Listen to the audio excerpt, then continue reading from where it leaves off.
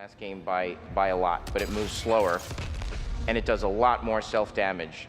So, and it has less ammo. And none of this stuff is new. This is basically what was in Doom 1. We always look to Doom 1 for our inspiration. So if I run around with this rocket launcher and this guy's around, I do that and basically really hurt myself. So he makes you kind of reconsider, like, all right, maybe I shouldn't be using the rocket launcher. Let me switch to one of these. And he kind of just makes you think. That's everything. Oh, you missed that's the funniest glory kill. Oh, I'm sorry. My God. Without you earning it. I mean, you gotta learn all those metas and the counters and what each AI does.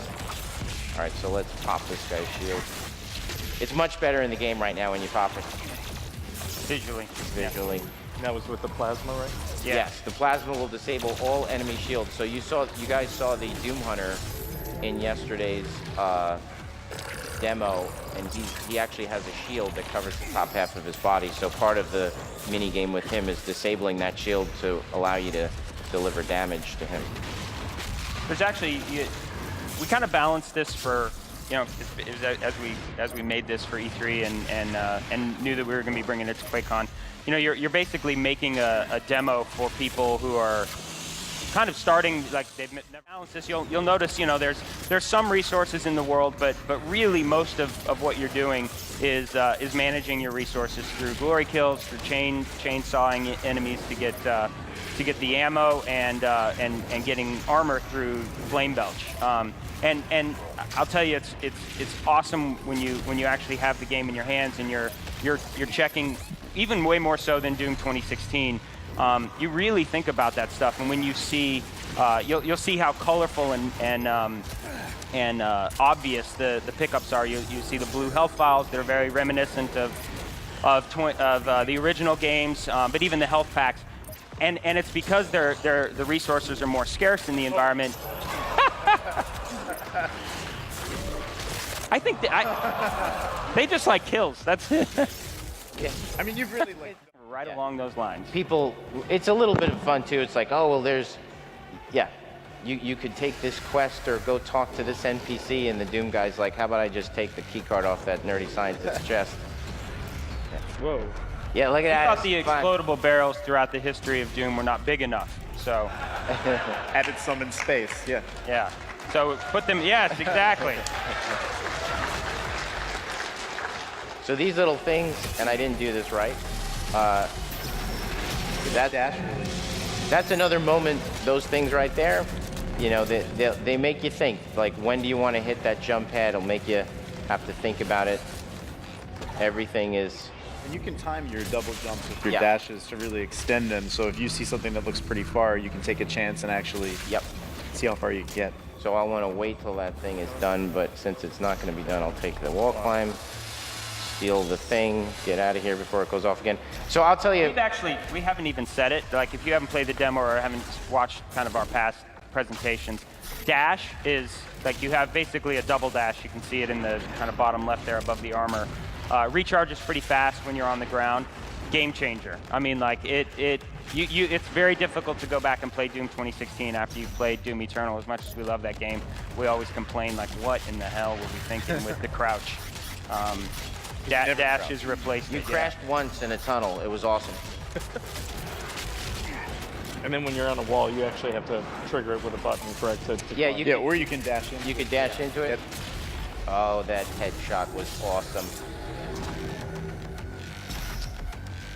Those are our pressure units, and they put a lot of pressure on you. Let me tell you, the Hell Knights are no joke. And what, again, I love is that they get in your face so much that they'll really make you consider whether or not you want to keep running around with that rocket launcher like it's a shotgun, you know, because it's going to get you killed.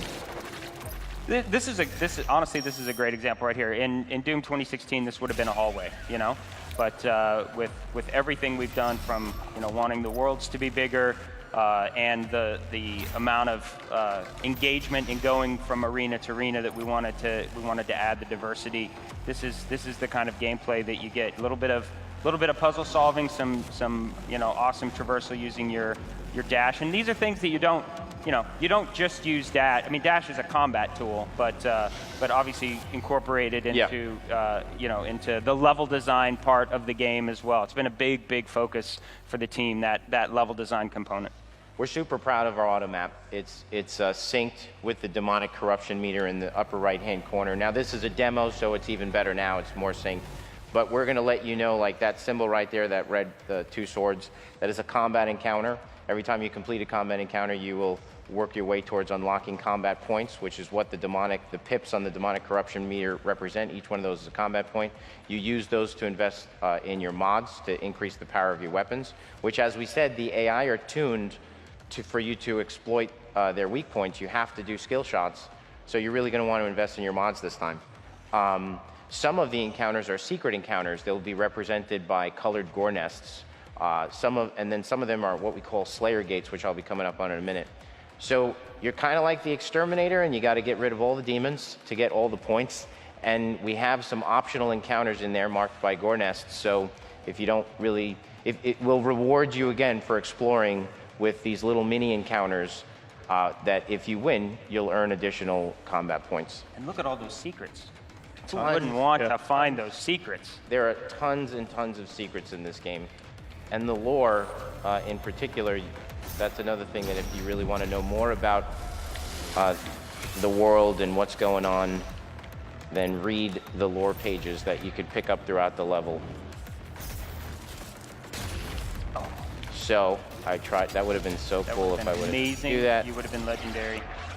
And I'm running out of ammo. And what's great about some of these platforms, like this is actually a pretty small area to to kill have a fight like that. Yeah. So really got to be smart. You might not want to bust out the rocket launcher. So I am going to farm.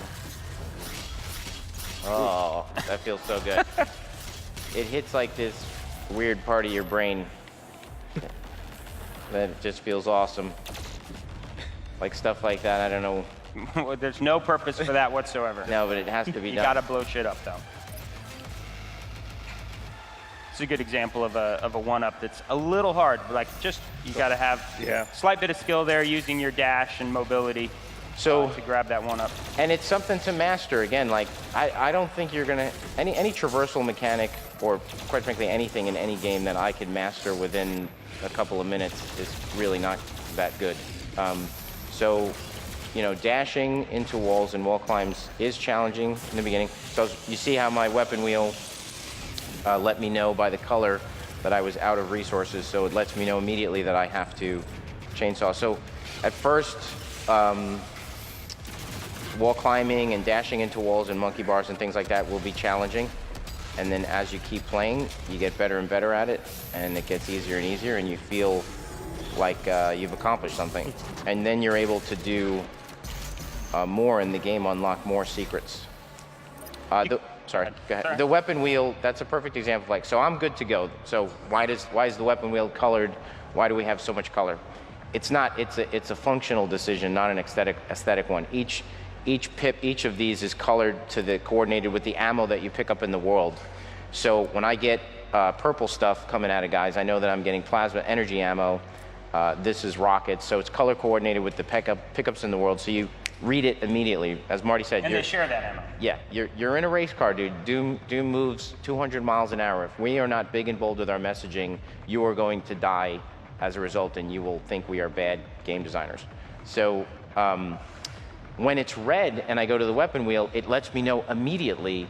Just like in a car, we actually discussed that. Like the speedometer on a car is designed in such a way so you could read it super fast. And when shit's red on your speedometer, like on your dashboard, you know that's a bad thing. Or flashing, it's even worse. So as soon as you go to the weapon wheel and it's red, you know, hey, I'm out of ammo. And you also know what you do have ammo for way faster than you did in Doom 2016. We're putting a lot of pressure on you to manage your resources aggressively. The AI's coming at you hard. You got to take out the skill shots. We got to tell you this stuff really fast. And we're taking a pretty heavy hand with it, but we've actually seen a lot of comments online about people, kind of displeased with the colors of the UI or how bold it is. We're as Hugo pointed out, we're giving you all the information exactly how we think you need it, but there's going to be a lot of customization in the UI as well. You'll be able to adjust the color, the opacity, even turn on and off some of the elements to your liking. So this is all, again, very much in development. It's even been iterated on quite a bit since this, as far as what the default will be.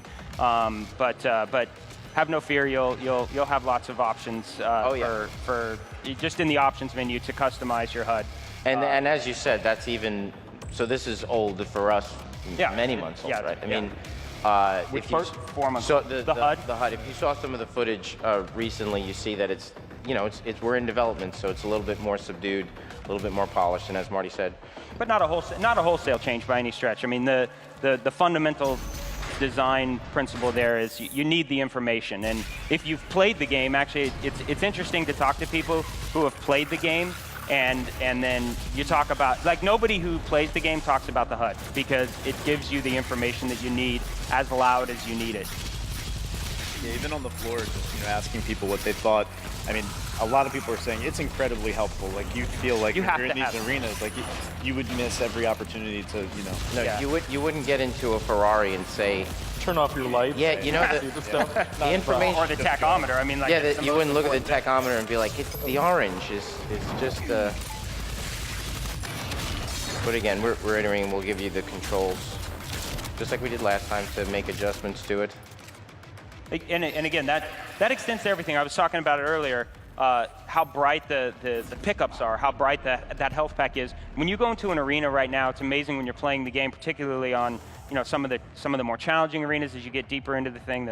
You pick out those things as soon as you get into the arena. You like, okay, there's a health pack over there. There's 3 rockets over there. Hugo talked about it yesterday in the panel, how those things have changed. And you don't just mindlessly pick them up anymore. You're really thinking through that process. It's super engaging, because you're like, okay, I'm okay on rockets. I want to leave those there. I see that health pack. I know right where it is. When I get in trouble, I'm gonna scoot around there and pick that up. It really is like I would say as a fundamental rule, everything is more meaningful in Doom Eternal, and you really think about things. That was our goal. We wanted everything to count more for you, the player, so that way the whole game has more meaning. So that is a Slayer Gate key, and It's in a secret. and that's the 2 pips on the top of the demonic corruption meter relate to the Slayer Gate. And this is the Slayer Gate, some dimensional rift from another world. Oh my goodness!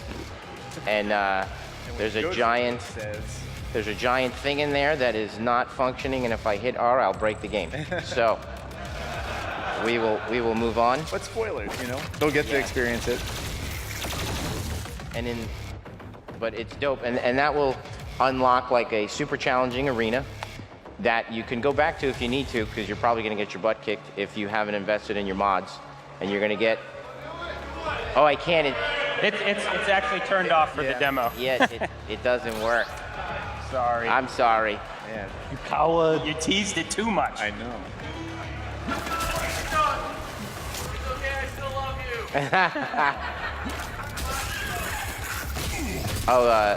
With the HUD, with the gun and stuff, the position of the gun. I don't think that's on here right now. Definitely not. But we'll do that. Yeah. That delay of me saying that was waiting for you to say, because I don't want to get in trouble, Marty. You're gonna be like, can't be announcing that stuff. What's fun is some of those.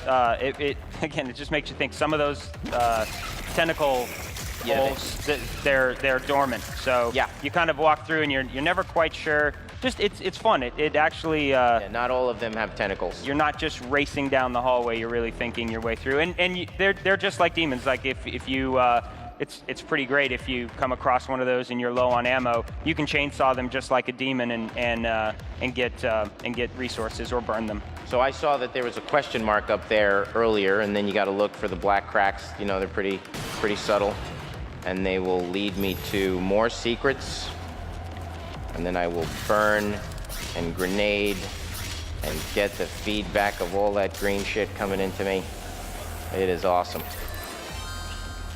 We got some awesome secret items, collectibles, like just a whole revamped system for all of that. We know how much you guys love the little Doom Guy collectibles, and I think you'll really like kind of what we're doing from that perspective this time around. We mark secrets. Well, this is just another example of Doom Guy. He's being efficient. This is the Terminator walking through the wall. He's uncompromising. He's just, how do I get to the core of Mars as fast as possible? Everybody's So he always takes an escape pod Yeah. to the core of Mars. everybody's always trying to keep up with the Slayer, which is cool. Like, what the fuck? I'll do like my own little master pancake thing of Doom. I think we'll probably tint the visor a little bit more so his face is slightly more. We've always seen the Doom guy's face from the original game, so certainly we enjoy the fact that our hero is someone who does have a face.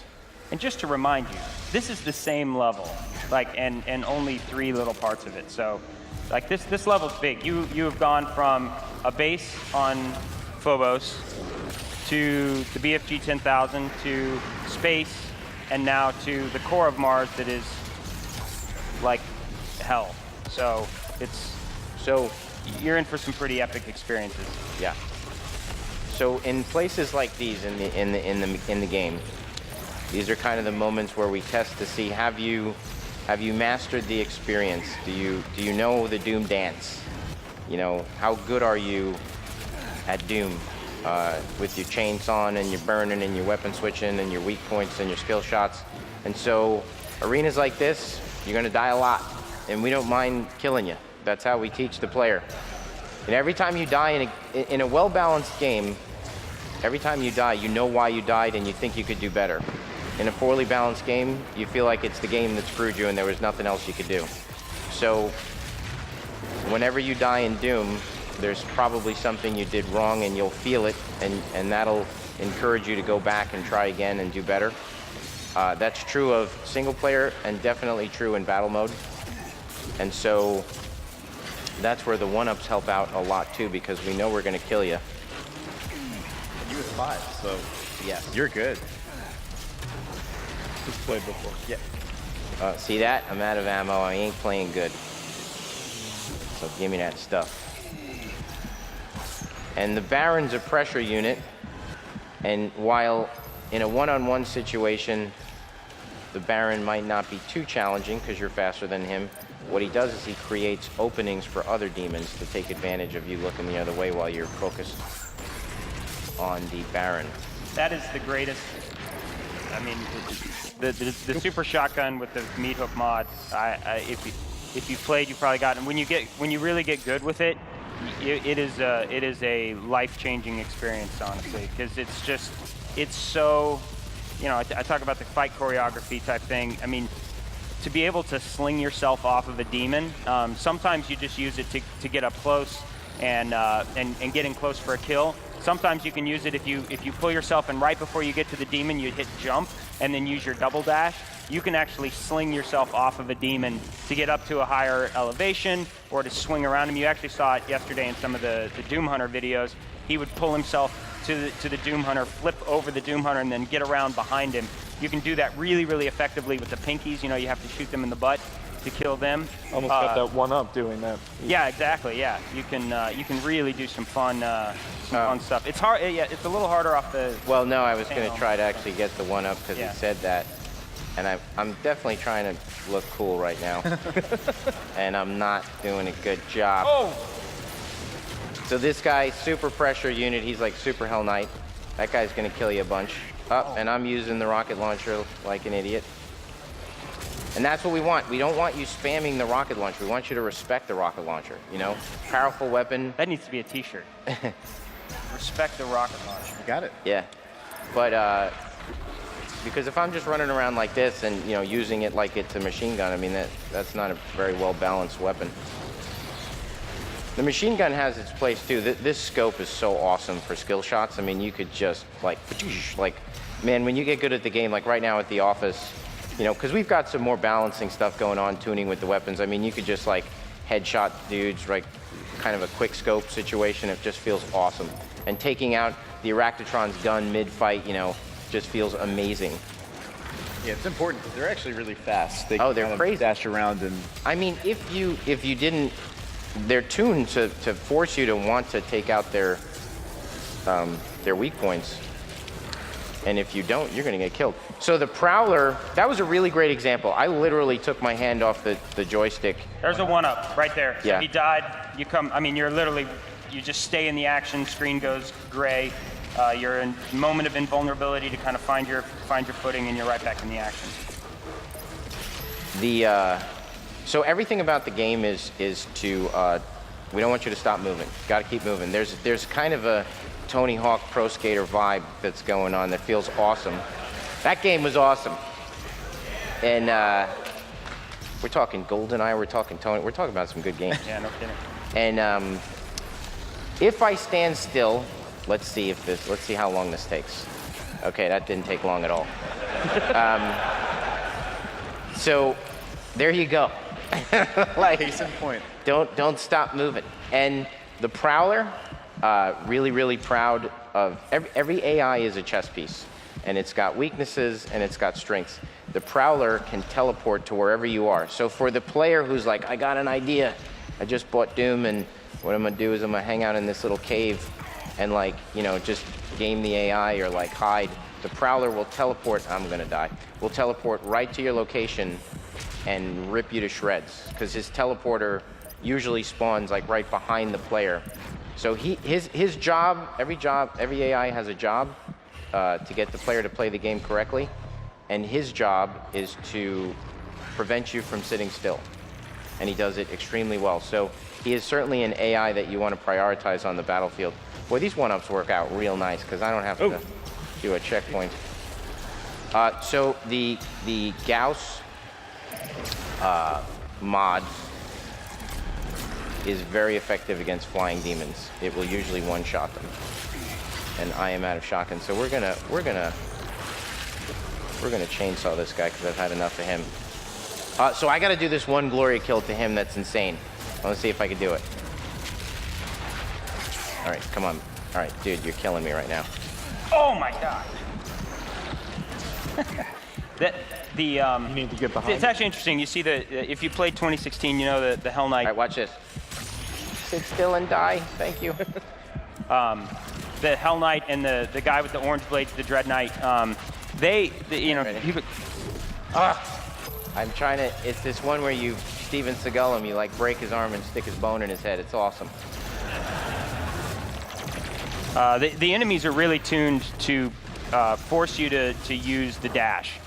So you know when the Hell Knight's attacking, the Dread Knight's attacking, those jumps that they do, it's incredibly rewarding and honestly necessary to be able to dash out of the way, turn around, and right as they're landing, you kind of land a good double barrel super shotgun shot, or if you get far enough away, a rocket launcher. See that skill shot? That was awesome. That was awesome.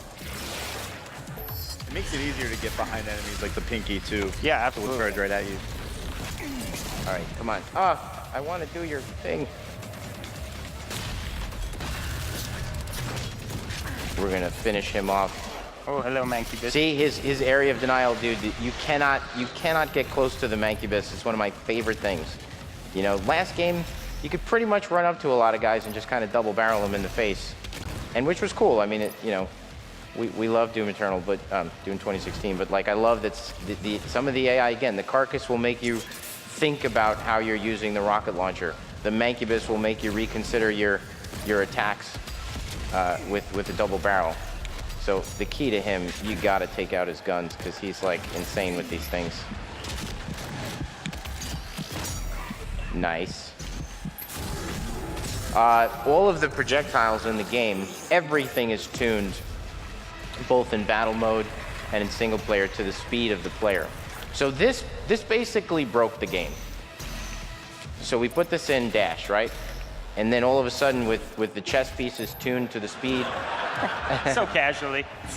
the chess pieces tuned to the speed of the player at 2016, once we added dash, we saw like, holy cow, the game, no one can touch me, which is fun for about 10 minutes, and then you just get bored because you're not challenged or pushed at all. So, you know, the race car got faster, the race track had to get a little bit more complicated. So, we tuned all the AI behaviors, attacks, the speed of their projectiles, the speed of their melee strikes to account for your ability to get in and get out really fast. So everybody's real aggressive. So if you ain't dashing tactically to get in, get out, if you think you're just going to walk up to somebody and go bang, like you're getting wrecked. So, you know, you got to come in, you know, get out of the way, dodge there. The Carcass has got a gnarly melee swipe. It's awesome. Look at that environment. Yeah, I way should different stop than and look at anything this. we've Hold Yeah, on. you should probably kill the guy who's bugging out over there because he's. Yes, let's zoom in on a buggy AI. All right, I am going to get this arm kill on this guy. See what he does? He's tough. All right, sorry. And the HAR is a great fodder weapon for glory kills. You know, glory killing always guarantees you more health than a normal kill. So you're going to want to use that tactically. Man, You know, having a hard time getting that.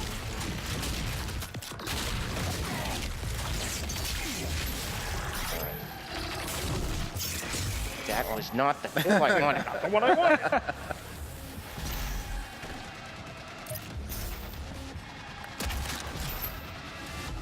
All right, one last one. Yay. You guys Yeah, have a look at favorite it.